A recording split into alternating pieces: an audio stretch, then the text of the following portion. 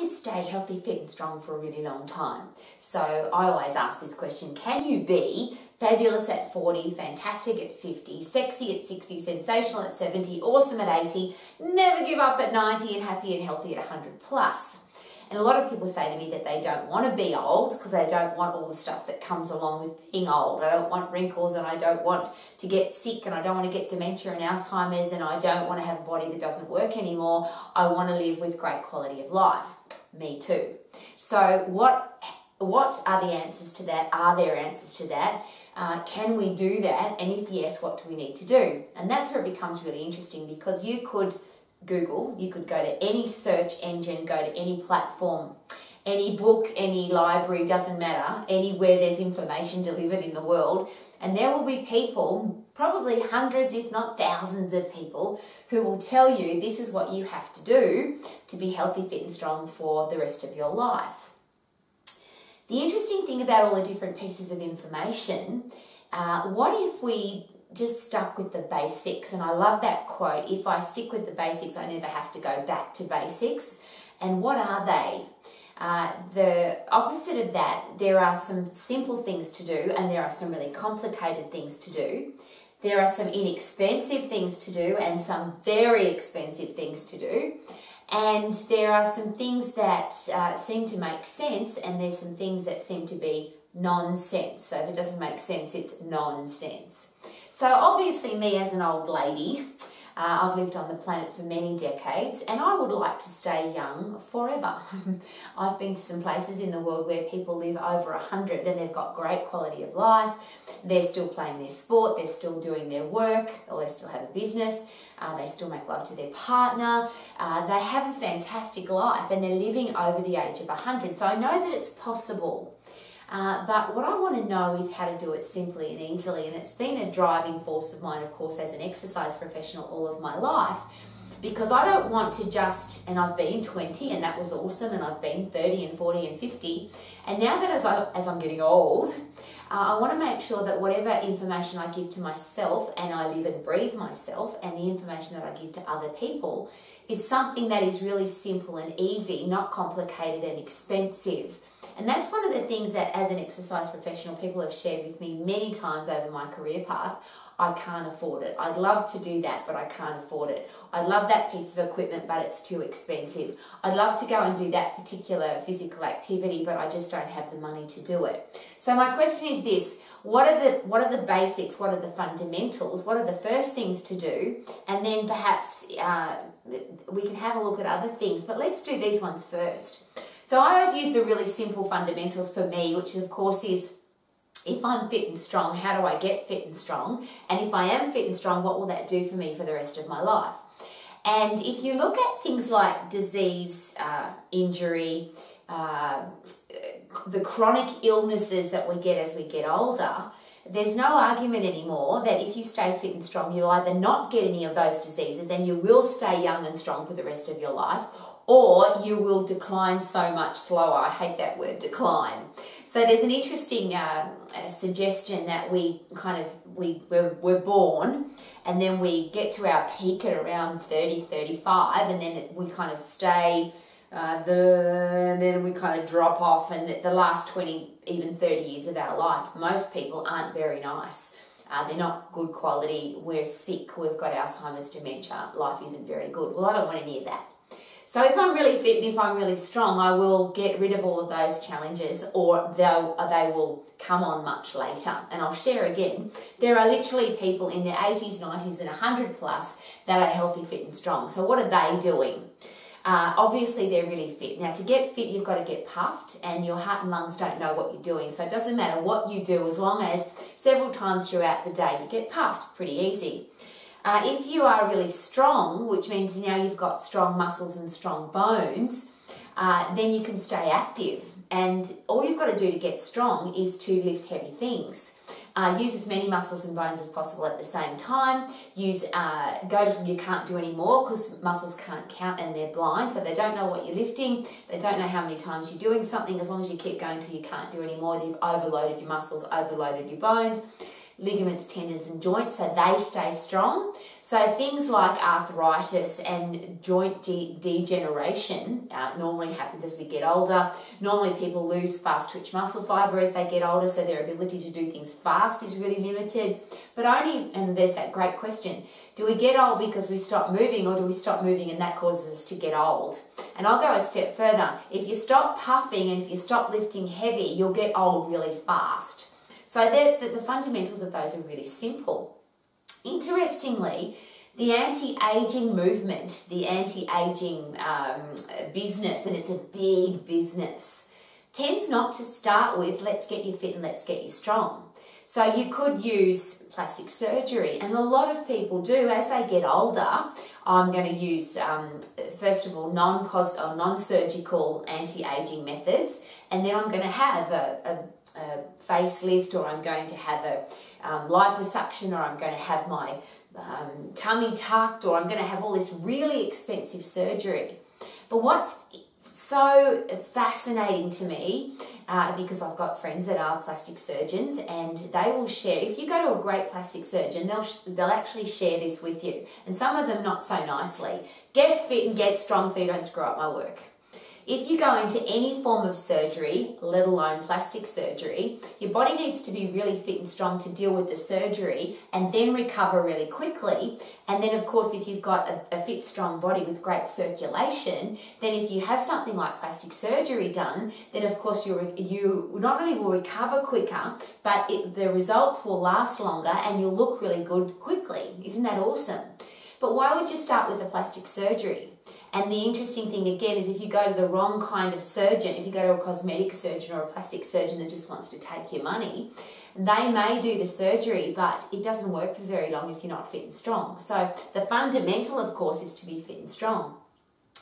The interesting thing is when it comes to the human body and being healthy, we often connect food and exercise. So I need to eat healthy food and I need to exercise. Well, I have a challenge with that. I have no challenge with eating healthy food, of course, but I have a real challenge with dieting and fanatical eating plans and restricting food and can't have, mustn't have, don't have, shouldn't have. And a lot of people will use diet before they use exercise. They'll restrict their food, calorie count, take the things out of their eating plan that they really like. And if I talk about things like chocolate, lollies, biscuits, cake, alcohol, going out for dinner, takeaway food, a lot of people think, well, as I get older, I'm going to have to restrict all of those because I don't want to get fat or I don't want to get old or I want to have great quality of life. Well, I'm going to go again back to the fundamentals. What if I'm really fit and I'm really strong? Is it possible that my body will become a fast fat-burning, calorie-burning, food-burning, sugar-burning, everything-burning machine? And if I had to choose between exercise and being really fit and really strong, and then my body will burn up everything I put into it, versus go on a diet, restrict the things that I love to eat, I don't want to do that. So for me, if you look at a hierarchy of what's going to work, if you get really fit and if you get really strong, which doesn't take very long because to get fit, you've got to get puffed, and to get puffed takes about 10 seconds. And if you do that several times throughout every day, you'll get really fit. To get strong, you've just got to overload every single muscle in your body, and you only want to do that once or twice a week anyway, because the only way your body gets strong is if you overload it and then give it time to rejuvenate, regenerate, recover, and supercompensate. So your strength training program takes about 3 or 4 minutes, maybe once or twice a week, and your huffy puffy to stay fit takes a few minutes every day. That's all. That's how simple that can be. And then the other things, you might never have to do them. You may never have to go on a diet. One of the really scary things at the moment, for me scary, is a lot of people are going for surgery when it comes to I'm overweight, I've become obese, or I've got to lose a serious amount of weight. So their doctor is doing some kind of stomach reducing, intestine reducing surgery. So we call it lap band surgery, for example. And there are a lot of people who are very overweight that aren't going to exercise, and they aren't even going to talk about food. They're going to surgery first. And I'll go again, if you're really fit and strong, your body will handle surgery so much better. But if you are fit and strong, is it likely that you may be healthy for a start? And I'll always use these biomarkers for health. If you've got great resting heart rate, normal healthy blood pressure range, great blood sugar levels, so your body's burning up the sugar that you put into it or storing it effectively rather than having blood sugar running around your body and causing damage to your arteries. And if you have healthy cholesterol levels, often it doesn't matter how much you weigh. A lot of the times people are given harsh, intense surgery because they could die if they don't lose weight. Often people are put on really tight, restrictive calorie diets, can't have, mustn't have, don't have, shouldn't have, because they have to lose weight, otherwise they're going to die. First of all, I never want people to be in that position, but wouldn't it be nice that instead of let's do surgery first, how about we get you really fit and strong first? And for a lot of people, and this is what's exciting to me, even if you don't want to be in peak physical condition, even if you don't want to have low body fat percentage or be a certain size, you can be a big person and be healthy if you've got a low resting heart rate, healthy blood pressure, healthy blood sugar levels, and healthy cholesterol levels. And exercise will do that for you. So yes, I'm an exercise professional, and yes, I want to make it easy for everybody. And yes, I really, really get sad and I get emotionally involved when I see people trying to do some of the most craziest, complicated, expensive things to get their body either healthy or into great shape, when it could be as simple as get puffed a few times every day and lift something heavy a couple of times every week. So here's my question. What if it was that simple? Because a lot of people think I've got to do this complicated eating plan, I've got to have surgery, I've got to do this complicated exercise plan, I've got to spend a lot of money on wrinkle cream and cosmetic adjustments to my body. But the beautiful thing is when you're really fit and strong, what happens to your circulation, for example? So what happens to your skin, your hair, your nails, how do your eyes work? What kind of teeth do you have? All of the things that are cosmetically beautiful about our body, all of those are affected by being healthy, fit and strong, because great circulation, which comes from being fit and being strong, and being active, and of course if I'm weak, inactive, because I've let my muscles waste away, I've let my bones get thin, then I'm going to have some real challenges being active. So what if it was as simple as, and I'll reverse that, yes, there's surgery, and yes, there's expensive cosmetics adjustments you can do to your body, and yes, there are crazy fanatical diets, and there's hundreds if not thousands of those, and experts in all of those areas. But what if you could, for your own self, not have to do any of those? What if you went back to basics and got yourself really fit? So I'll ask the question, if you were the fittest you could possibly be, if you were the strongest you could possibly be, if you were hydrated, if you got fresh air and sunshine, if you got great sleep and great rest, and if you had a positive attitude, is it possible that all those other things, either you may never have to do them, never have to waste money on them, or they would be additives to this program? And it seems that the world starts at the other direction. Oh, let's get surgery, or let's use this expensive cream, or let's try this expensive pill, powder or potion. And we forget about, if I'm really fit and really strong, everything works so much better, including what if you never had to go on a diet? Because you ate the foods that you love to eat, because your body's working effectively, you eat when you're hungry, you stop eating when you're full, and your body burns up everything that you put into it. And isn't it interesting that if you listen to your body carefully, it will probably tell you what you need. So for example, if you're tired, could that mean you need some sleep? If you're thirsty, could that mean that you need to have a drink? If you're hungry, could that mean you need some food? Now, they're all fantastic systems inside the body.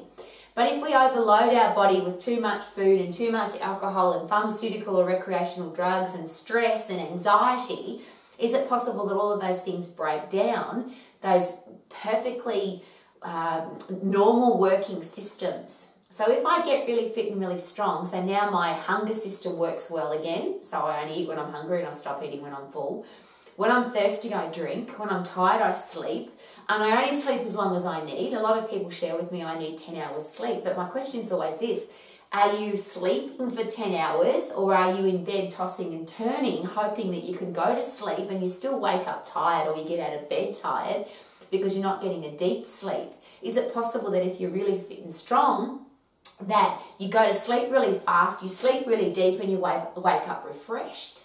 And if you're getting great sleep and you're getting fresh air and exercise and sunshine, and your body can distribute vitamins, minerals, phytochemicals, antioxidants throughout your body really effectively because you're really fit, because your heart and lungs are fit, circulation's working, respiratory, cardiovascular system, central nervous system's firing effectively because you're really fit, your endocrine system works really well. And for a woman, I'm not a man, so I have to talk from a woman's perspective, I don't want to have the challenges that most women talk about when it comes to, especially me, I'm well over 60 and well through menopause, but it's almost 60, I'll rephrase that, and well through menopause. I just said to my husband, I think I've been through menopause, I haven't had a period for a long time. And yet I talk to so many women where menopause is a hassle, and pregnancy is a hassle, and periods are a hassle, and weight gain is a hassle, and emotions are a hassle. Is it possible that all of those systems break down because we're not fit and strong?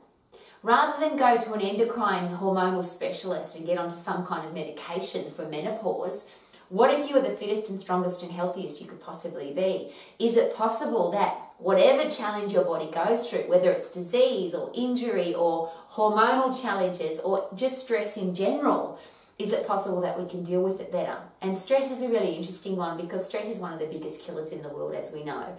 If your body's under stress and you are producing epinephrine, adrenaline and cortisol, which are the movement drugs for us to fight or flight, for us to sprint or fight, to handle a challenge, the only way we can do that is to have increased heart rate, increased blood pressure, increased blood sugar levels, and increased cholesterol levels, blood fat levels, so that we can fight or flight. That's what those drugs are for. Stress is to get us to move. But if we don't move, and now we have high blood pressure, high resting heart rate, high blood sugar levels, high cholesterol levels, our body is in a state of dis-ease, which means then we might go off to the doctor to get some kind of medication. And it's interesting, I'll use medication as an example. A lot of people feel sick, go to the doctor, get some pills. What if I was really fit and really strong and looking after myself? Is it possible that I would have either no trips to the doctor or less? And I'll use this as a really personal request, maybe a personal challenge. Is it possible that there are a lot of people in a doctor's office, in a hospital, in an emergency room, that if they were healthy, if they were fit and if they were strong, they wouldn't have to be there? Now that's a very challenging, confrontational question, I get that. But I'm asking that question because my friends who are medical professionals, emergency room doctors, people who have dedicated their life to keeping people healthy and out of hospital will all share with me that most of the people in hospital, at least 80%, are people who have put themselves there by lifestyle, by inactivity, by food, by mouth, or because they don't look after themselves. I have a challenge for all of us that wouldn't it be nice if medical professionals, our doctors, our top endocrinologists, cardiologists, oncologists, psychologists, they could dedicate their life and their focus and their research and their time into people that have diseases that they have no control over. So a lot of cancers, for example, that our oncologists have to deal with are cancers caused by being overweight, stressed, out of shape, unhealthy. There are some cancers, however, that we still don't know why we get them. Wouldn't it be nice if our doctors could focus on that challenge rather than the people who are unhealthy, out of shape and end up with a broken down body and an immune system that doesn't work? Should we as adults take responsibility for our own bodies? If we want to stay strong for long, if we want to be healthy, fit and strong for the rest of our lives, if we want to be in great shape, if we want to be young and active with great quality of life for all of our life, should it start with let's get fit and let's get strong? Not let's go on a diet, let's try some pill, powder or potion, let's go to the doctor and get a pharmaceutical drug, let's get drunk or take a recreational drug, let's get plastic surgery that's really expensive. There's a whole heap of things that people do to try and de-stress, get into shape, look good and stay young. There's a lot of things we could use. But why would we start with surgery when we could start with getting puffed a few times every day? Why would we start with expensive pills, powders and potions when we could lift heavy once or twice a week? Could we take responsibilities as adults so that our kids can see that they don't have to grow up and or grow old fast, and they can grow up in a world where being healthy, fit and strong is normal, where going to the doctor is not normal, where having surgery is not normal? I would really like our doctors to focus on the people, the very small percentage of people that really need medical professionals' help because they've got some disease or challenge with their body that they have absolutely no control over. I want our kids to grow up as healthy, fit, strong human beings, that if they have a genetic challenge or they have something that's gone wrong with their body, there'll be a doctor that'll be able to help them because that doctor's time is not being taken up by adults who have become unhealthy, out of shape, weak and old really fast. I know I feel almost uncomfortable asking for that of adults, but maybe I shouldn't feel uncomfortable. Maybe I should be a little bit more aggressive about it. Most of the health challenges we have, most of the overweight challenges we have, most of the mental health challenges we have are things that we have control over. And I'll rephrase that. If you're really fit, the fittest you can be, and if you're really strong, the strongest you can be, and if you are healthy because you get regular exercise, you eat healthy food, you get sunshine, fresh air, you've got a positive attitude, you sleep well and you de-stress, is it possible that most of the challenges, medical hassles, expensive surgeries, we wouldn't have any of those, and the only people that would need to use them are the people that really need to use them? So what's our first resort versus our last resort? And should surgery be our absolute last resort for whatever it is that we have to do? And what if we all got fit and strong? What if adults, we set the example for our kids and became healthy, fit, strong adults that stayed that way for the rest of our lives?